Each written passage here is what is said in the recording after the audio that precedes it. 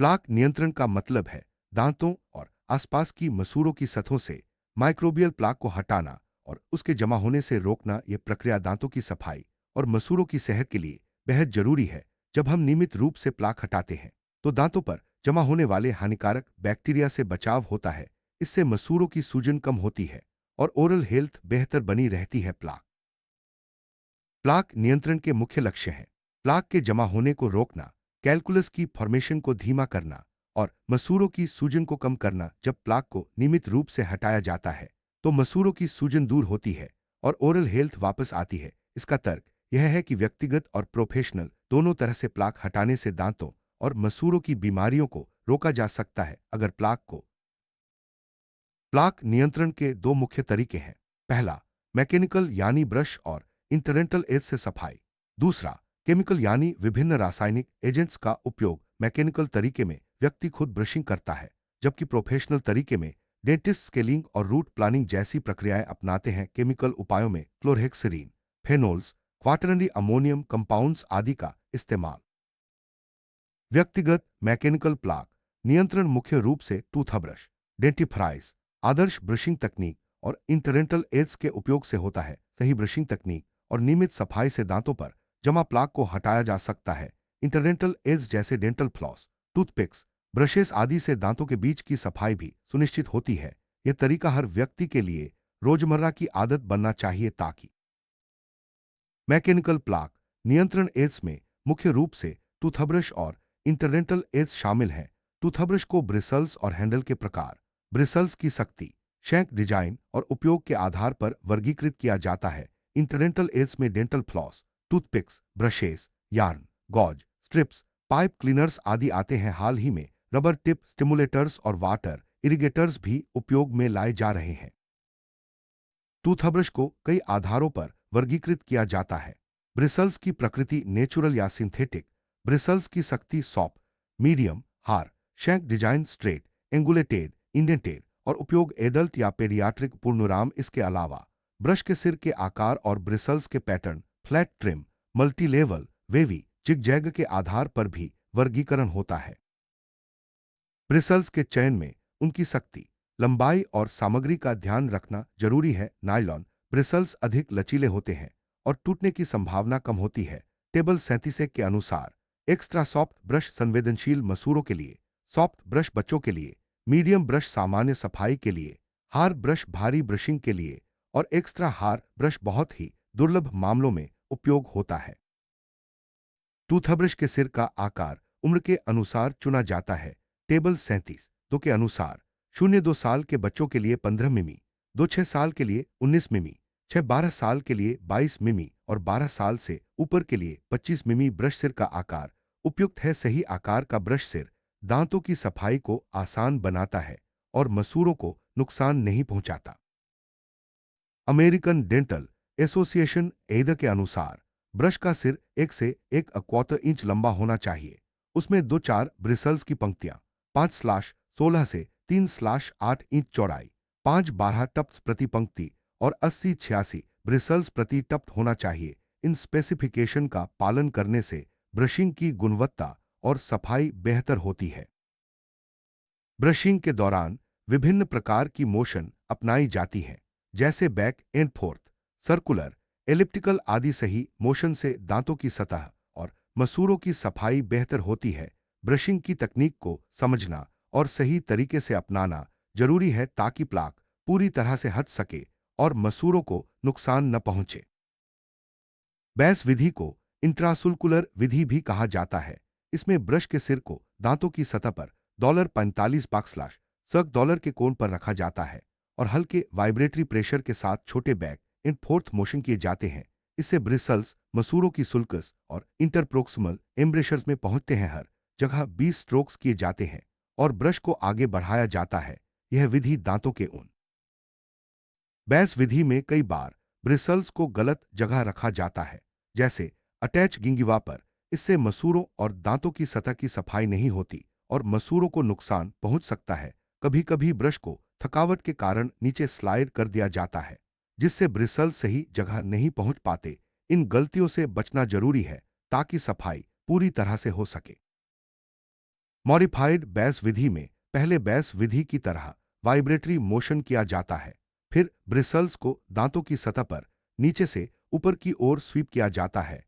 यह विधि दांतों की सतह और मसूड़ों दोनों की सफाई करती है। इस तकनीक से प्लाक को पूरी तरह से हटाया जा सकता है और मसूड़ों की सेहत बनी रहती है। टिलमैन विधि में ब्रिसल्स को $45 के कोण पर मसूड़ों और दांतों की सतह पर रखा जाता है। ब्रिसल्स को दबाकर मसूड़ों को ब्लांच किया जाता है और फिर हल्का रोटरी मोशन दिया जाता है। यह विधि दांतों के सिविल हिस्सों से सॉफ्ट डिपॉजिट्स हटाने में मदद करती है। मॉडिफाइड स्टिलमैन तकनीक में ब्रश को दांतों और मसूड़ों की सतह पर अपिकल पोजीशन में रखा जाता है। ब्रिसल्स को साइड से दबाकर 20 छोटे बैक एंड फोर्थ स्ट्रोक्स दिए जाते हैं और ब्रश को ऊपर की ओर मूव किया जाता है। यह विधि उन क्षेत्रों में सफाई के लिए उपयुक्त है जहां मसूड़ों की रीसेशन और रूट एक्सपोजर हो रहा है। चार्टर विधि में ब्रश को दांतों पर $45 के कोण पर क्राउन की ओर रखा जाता है। ब्रिसल्स को साइड से दबाकर शॉर्ट सर्कुलर या बैक एंड फोर्थ स्ट्रोक्स दिए जाते हैं। यह विधि उन मामलों में उपयुक्त है जहां इंटरडेंटल पैपिला रीसर हो चुकी है या सर्जरी के बाद अस्थायी सफाई करनी हो। रोल विधि या फोन्स तकनीक में ब्रिसल्स को पहले अपिकल दिशा में रखा जाता है और फिर दांतों की सतह पर ऊपर की ओर रोल किया जाता है। यह विधि सीखने में आसान है लेकिन इससे सुल्कस क्षेत्र की सफाई पूरी नहीं होती। स्क्रब तकनीक सबसे सरल है। इसमें ब्रिसल्स को दांतों के पास रखा जाता है और बैक एंड फोर्थ या स्क्रबिंग मोशन किया जाता है। यह तकनीक सीखने में आसान है लेकिन इससे प्लाक पूरी तरह से नहीं हटता और मसूड़ों में रीसेशन या सिविल एब्रेशन हो सकता है। ब्रशिंग हमेशा अंतिम दांत से शुरू करनी चाहिए। 3 दांतों को एक साथ कवर करें और हर क्षेत्र में 20 स्ट्रोक्स दें।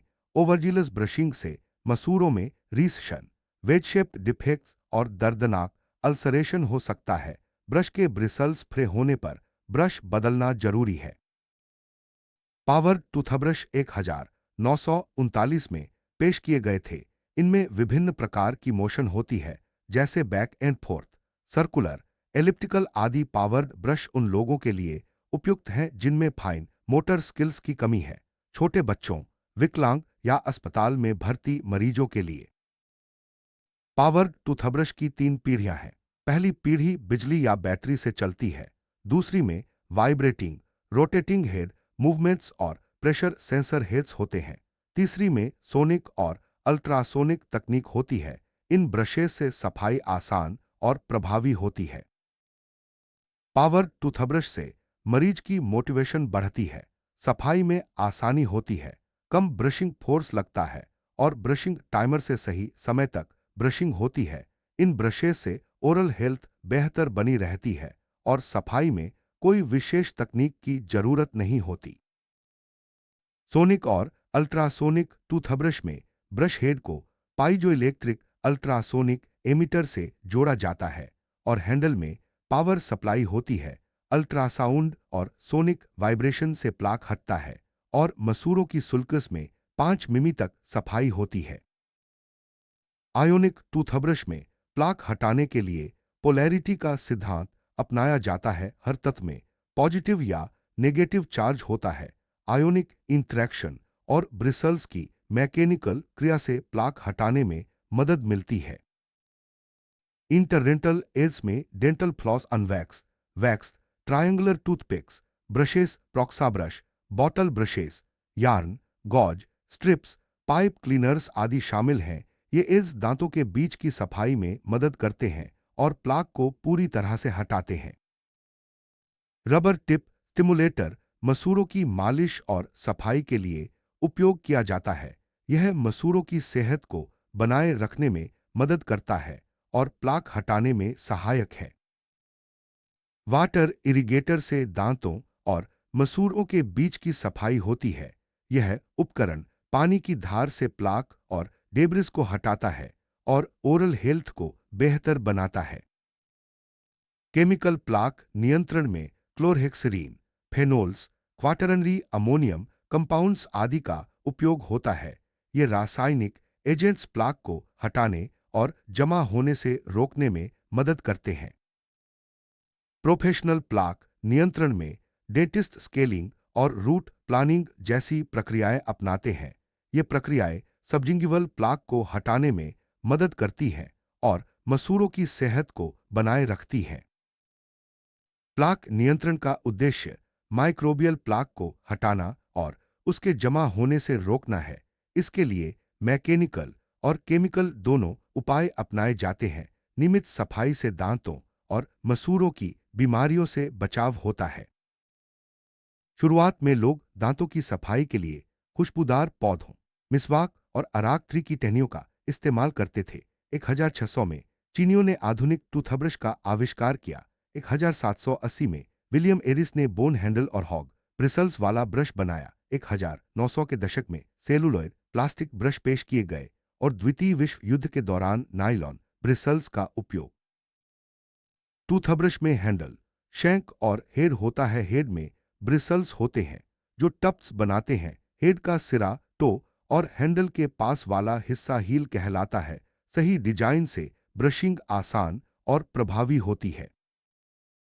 हैंडल डिजाइन के आधार पर टूथब्रश को स्ट्रेट, एंगुलेटेड और इंडेंटेड श्रेणियों में बांटा जाता है। सही हैंडल डिजाइन से ब्रशिंग में पकड़ और नियंत्रण बेहतर होता है।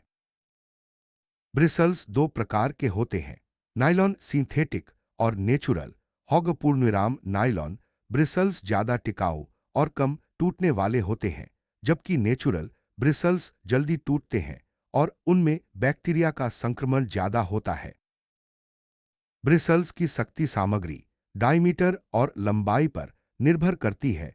सॉफ्ट ब्रिसल्स को पास पास सेट किया जाता है, जबकि हार्ड ब्रिसल्स को दूर दूर सही सख्ती का चयन दांतों और मसूड़ों की सेहत के लिए जरूरी है।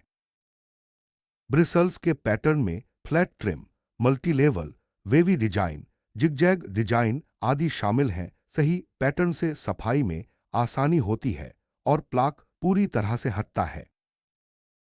ब्रश सिर का साइज उम्र के अनुसार चुना जाता है। छोटे बच्चों के लिए छोटा सिर और बड़े लोगों के लिए बड़ा सिर उपयुक्त होता है। सही साइज से सफाई आसान और प्रभावी होती है। लैटरल प्रोफाइल में फ्लैट, कन्वेक्स, कंकेव और स्कैलप्ड डिजाइन शामिल हैं। सही प्रोफाइल से ब्रशिंग में पकड़ और सफाई बेहतर होती है। ब्रशिंग तकनीक में Bass, modified Bass, Stillman, modified Stillman, Charter, roll और स्क्रब तकनीक शामिल हैं। सही तकनीक से प्लाक पूरी तरह से हटता है और मसूड़ों की सेहत बनी रहती है।